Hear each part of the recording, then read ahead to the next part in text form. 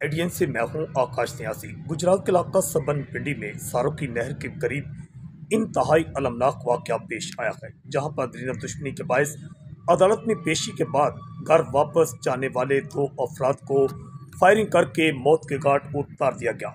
इंतहाई अलमनाक वाक़या पेश आया है थाना न्यू इंडस्ट्रियल स्टेट एरिया में, जहां पर सबन पिंडी के इलाका में सारों की नहर के करीब मोटरसाइकिल पर सवार 2 अफराद पर कार सवार मुसल्लह अफराद ने अंधाधुंध फायरिंग कर दी, जिसकी जद में आकर 2 अफराद जिंदगी की बाजी हार गई। इत्तला मिलते ही थाना इंडस्ट्रियल स्टेट एरिया पुलिस मौका पर पहुंची।